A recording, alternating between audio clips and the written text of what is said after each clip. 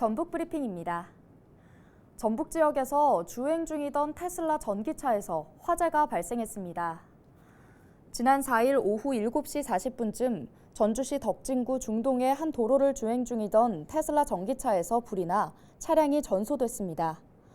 불은 운전자의 신고를 받고 출동한 119 소방대원에 의해 1시간여 만에 진화됐습니다. 운전자는 차에서 대피해 인명피해는 없었습니다. 부안군이 이번 달까지 일본산 수산물 원산지 표시 특별 지도 점검을 진행합니다. 부안군은 지난 31일 전북도와 국립수산물품질관리원, 부안해양경찰서 합동으로 특별 점검을 진행했다고 밝혔습니다. 그러면서 오는 30일까지 수산물 유통업체와 횟집 등을 대상으로 일본산 수산물 원산지 표시 여부와 유통 경로, 증빙 자료 비치 등에 대한 점검을 이어간다고 밝혔습니다. 고창군이 작업자가 쉽게 타고 내릴 수 있는 저상형 청소 차량을 도입했습니다. 차량을 전면 도입한 고창읍은 청소 작업 환경이 개선되고 안전장치와 외부 확인 카메라 등이 설치돼 있어 사고를 예방할 수 있을 것으로 기대했습니다. 2023 고창 방문해 관광객을 맞이하여 쾌적한 시가지 환경을 위해 힘써주는 환경 공무관들의 노고에 감사드리며 앞으로도 안전을 위해 더 노력하겠습니다. 땡땡땡님이 나갔습니다. 나가고 싶은데 눈치 보여서 망설이는 단톡방 하나쯤 갖고 있으실 텐데요. 이제 이런 고민을 할 필요가 없게 됐습니다. 그룹 채팅방에서 다른 참여자들 모르게 방을 나갈 수 있는 채팅방 조용히 나가기 기능이 도입된 건데요. 사실 조용히 나가기 기능을 만들어달라는 관련 법안이 국회에서 발의될 정도로 이 기능을 원하는 사람들이 많았습니다. 그럼 왜 이제서야 도입됐을까요?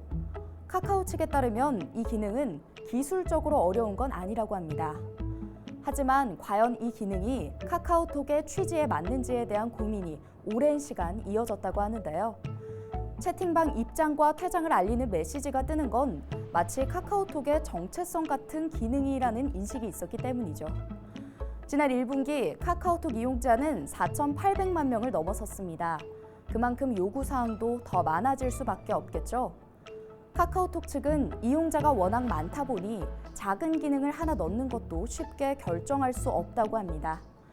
4,800만 명의 입맛을 모두 다 맞추긴 어렵겠지만 국민 메신저로 자리 잡은 만큼 국민들의 작은 목소리도 귀담아 듣는 배려가 필요하지 않을까요?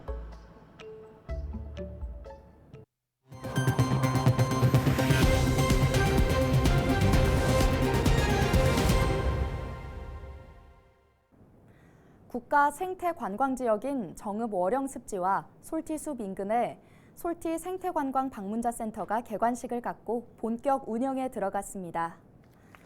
여러 종류의 생태관광 활동을 연결하는 기능을 담당한 솔티 생태관광 방문자 센터는 교육실과 휴게실, 상품 판매실 등을 갖췄습니다. 정읍시 관계자의 설명 직접 들어보시죠.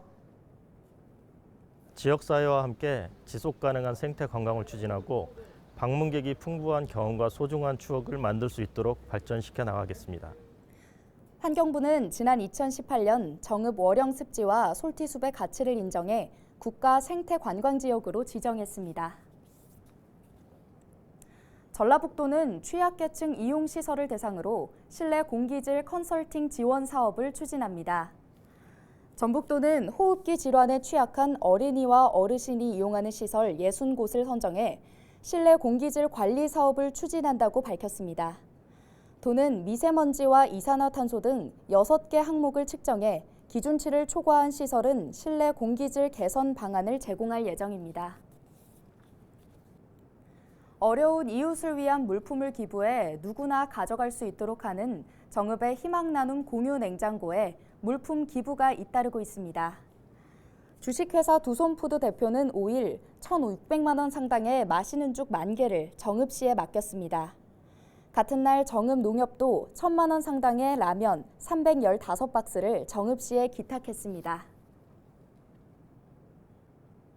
지금까지 전북 브리핑이었습니다.